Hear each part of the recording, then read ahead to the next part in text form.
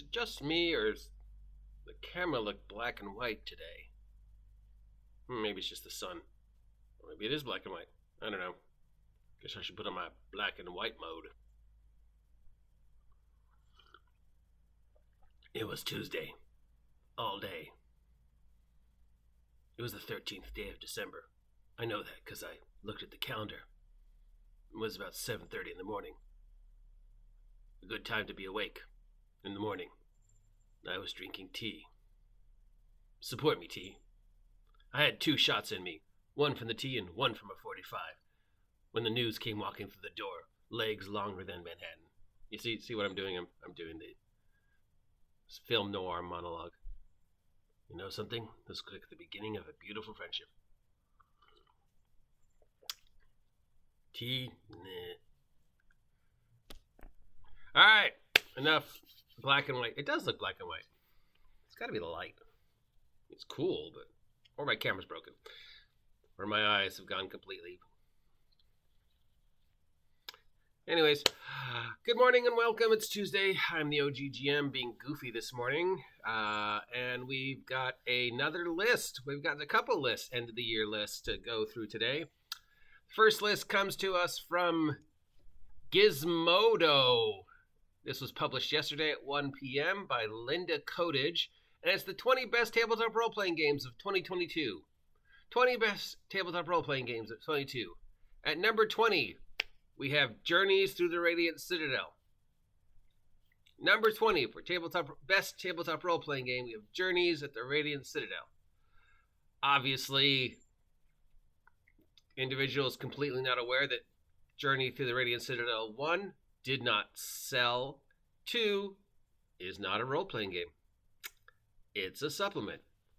Now, I think this is a mistake a lot of people make, which might explain some of the anger I get. So, this is a role-playing game. This has everything you need to play Castles and Crusades as a player, start to finish. This is the only supplement I own from Wizards of the Coast and my favorite Wizards of the Coast adventure, Tomb of Annihilation. This is a supplement. You cannot play this if you don't at least have the general understanding of how D20 works, and you should probably have the rules. So this is a role-playing game. This is a role-playing supplement.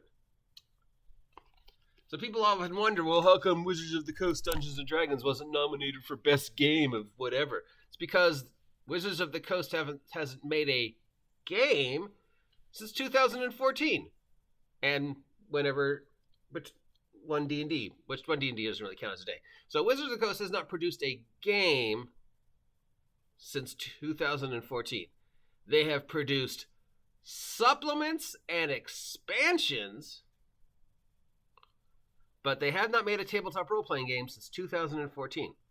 Journey Through the Radiant Citadel is not a tabletop role-playing game. It is a supplement, an adventure, an expansion for Dungeons & Dragons. So already we can tell we're up to a great start. Number 19. Court of Blades from Forged in the Dark. Basically, it's something called Manor Punk. It's Renaissance era Shakespearean tabletop role-playing game with a brand new world called Manor Punk using Forged in the Dark, one of the 2 most hacked systems we've been seeing recently. Well, 3 most hacked system. So yeah, this is a role-playing game. It's a complete game using the Forged in the Dark system. They've invented yet another new word called Manor Punk. Obviously, you get kicked off the list simply for making up a new word. There's no such thing as Manor Punk. Next, we have Women Are Werewolves. Women Are Werewolves. It's a story game, not a role-playing game. Story game. I think it's a card game. I don't know a lot about it. Yeah, cards, tradition cards, epilogue cards. Yeah, it's a card game. It's not a role-playing game. It lists itself on the website as a role-playing game. Tarot side cards edged. Yeah. It's from ninth level games, so it's a story game. I would say it's similar to other story games like Fairy Tale, or some say with Talisman's a story game, but it's not a role playing game. Okay, so that's two. Swords of the Serpentine from Pellegrin Press, with absolutely no information on what Swords of the Serpentine is. It's a gumshoe role-playing game of swords and sorcery using the gumshoe rules for swords and sorceries type stuff. So this one is a tabletop role-playing game from Pellegrin Press using gumshoe.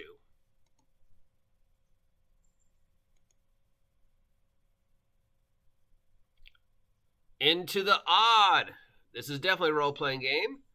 It's from Free League. It's the republished version of Into the Odd. It's a pretty awesome game from what I hear. I've never played it. But if you're a fan of Knave and other games like that and very simple random table generation OSR style games, Into the Odd is very good. So yeah, that is a role-playing game. We have TORQ, a rally raid role-playing game by Will Jobst. Post-apocalyptic car game for 2 to 5 players, half Road Warrior tactics, half freeform role-playing. You are a driver who ventures from community to community to help any way you can. So is this a role-playing game? It sounds like just Car Wars with some role-playing rules. It's a tactical game, and then it has the character-focused role-playing game where you go and arrive at the store.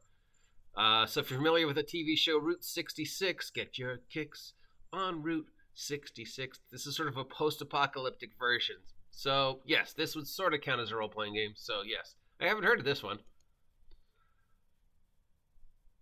We have Notorious, which is a solo game. So is a solo game a role-playing game if you're just goofing around with yourself, or is it more just, I'm randomly generating stuff and then responding to randomly generating? Does it count as a role-playing game if you're not interacting with a DM and other players? I don't know. That's an argument for another time. I personally don't think so, but a lot of people have said yes it is. So I'm gonna put my opinion aside and say, look, if you think it's a game and you enjoy it, and you think it's role-playing if you're by yourself and you're just scribbling notes in a journal or whatever, hey, as long as you're supporting the hobby and having a good time, it's a role-playing game. So my personal opinion aside, apparently a lot of people like this style. So yeah, I guess this counts. We have Slug Blaster. It's a tabletop role-playing game about, it's a gonzo role-playing game with attitude and flair. If you're going to give a list of role-playing games, you need to give more information. Kickflip over a quantum centipede. We have got Slug Blaster. About skateboarders exploring other dimensions. Wow, that sounds fun. I never heard of this one. It's got a picture of a Super Sentai on the cover, so yeah. And Marty and Doc. So, nice to see games I've never heard of.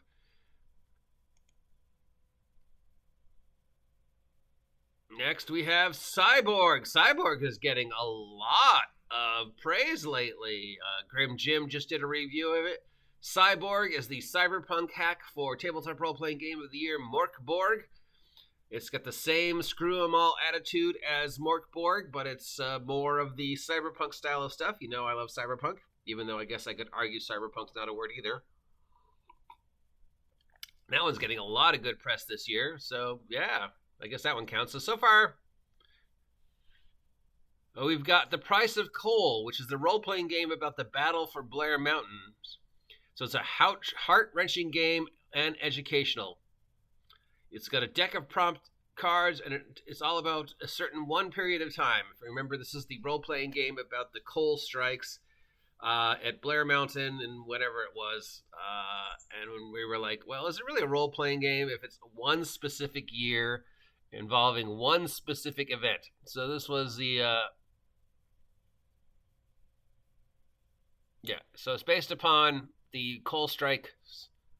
If I remember, it was somewhere in the Midwest, but it doesn't say on the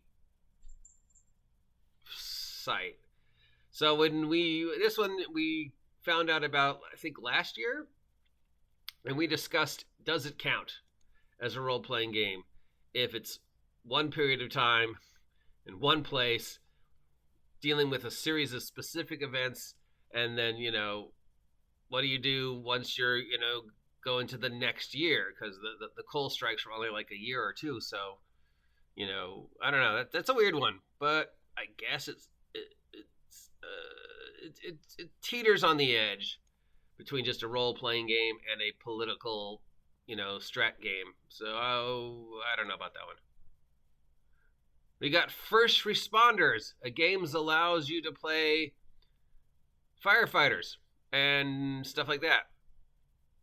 So if you've ever wanted to do a TV show about firefighters or CIS, here is First Responders, a role-playing game about playing firefighters. So real-world firefighters and other first responders responding to real-world disasters with a really weird-looking picture. I have a feeling AI art did this one. I don't know. Do you want to play a real-world role-playing game where there's no supernatural or superpowers or anything, role-playing game-ish? You're literally just, this day 375 at the fire station. I cleaned the fire truck. I cooked chili. The alarm went off. Turned out it was just a cat stuck in a tree. It could be fun. I don't know. I mean, it does count as a role-playing game. We've got Rune, which is another solo RPG using narrative clocks. I like the idea of narrative clocks, but... And I've said that even though I don't get the solo role-playing thing, other people enjoy it a lot, so it will count as a role-playing game. The One Ring from Free League. Yes, definitely a role-playing game.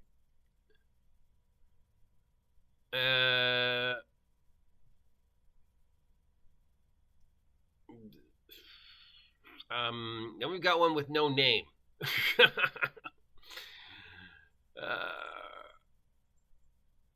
Literally, it's just a blank page with a description of the game. So whoever did the game... Oh, here it is. It's Apollo 47. Oh, my God, dude.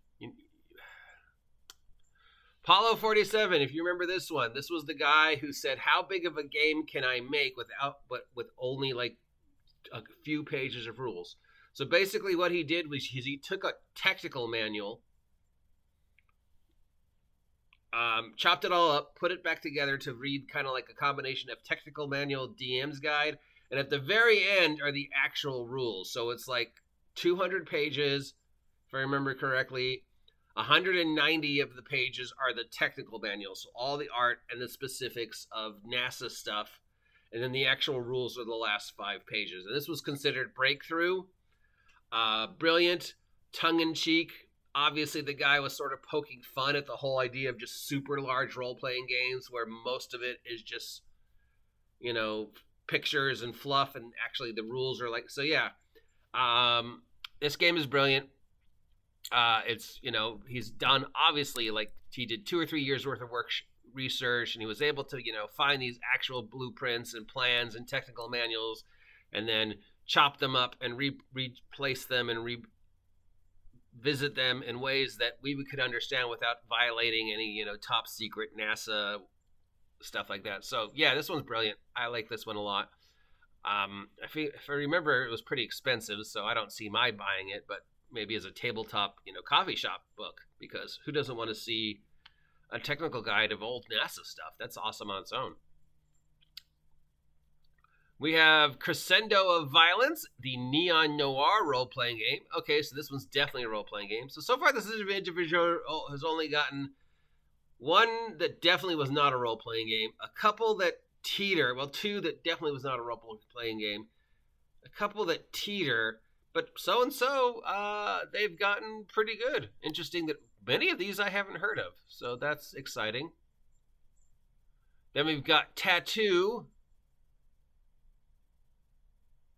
which is a guessing game, party game. So, okay, that's Tattoo is not a role-playing game. It literally says it's based upon Pictionary. So, yeah, yeah, all right. Then we've got The Slow Knife.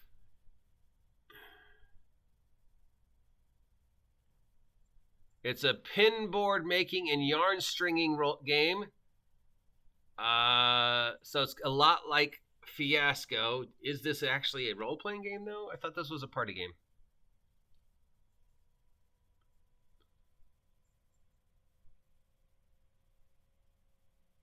No, this is more of a party game. So that's another one.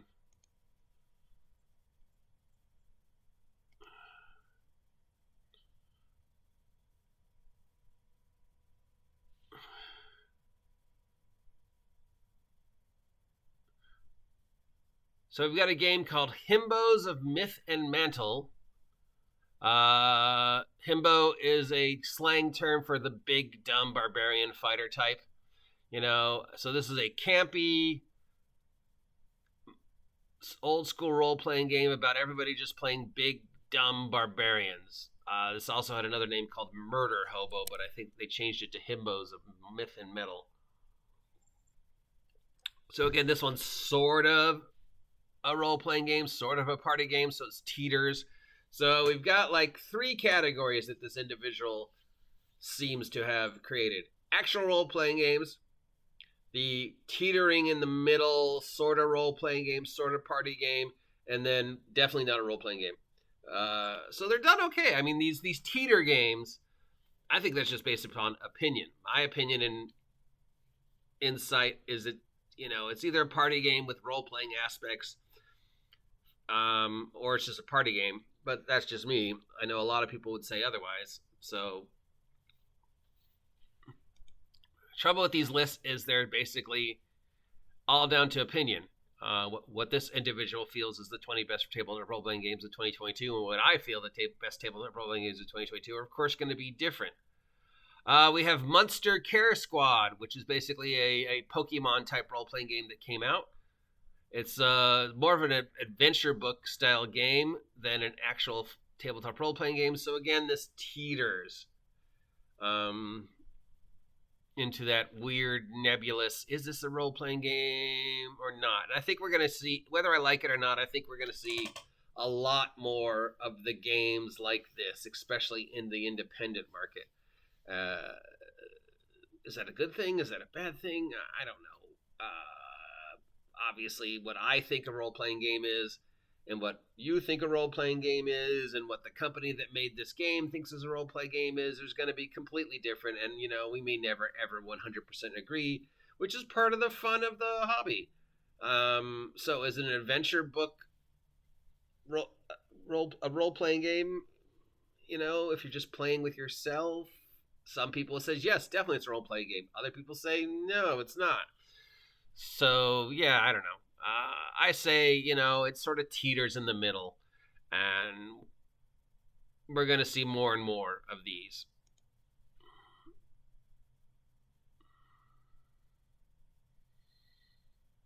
And then we have, second to last, Die, the RPG, which I didn't think was out yet. Isn't this still being kickstarted? No, it's out.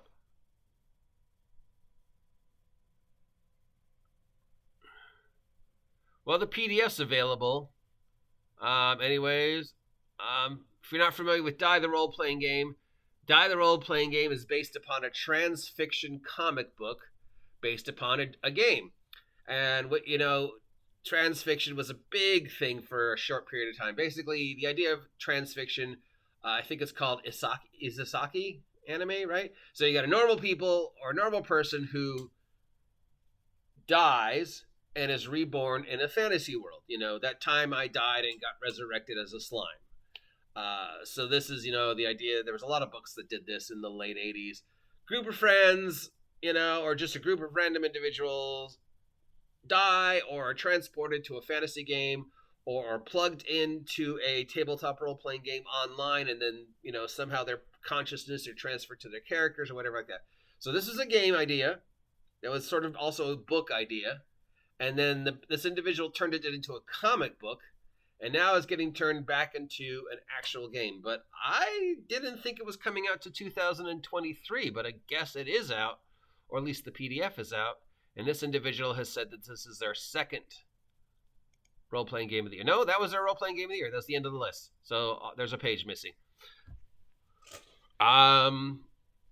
So there we go. Do you agree? Do you disagree? I'll post the link, so you can make up your own mind.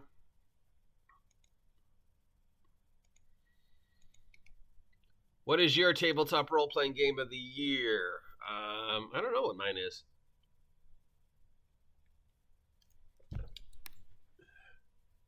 Of the games I bought this year, I bought a lot of older games this year. And filling out holes in my collection. So, I don't know, man. I didn't really buy anything that came out this year. So I don't know what my tabletop role-playing game of 2022 is. When in doubt, Call of Cthulhu.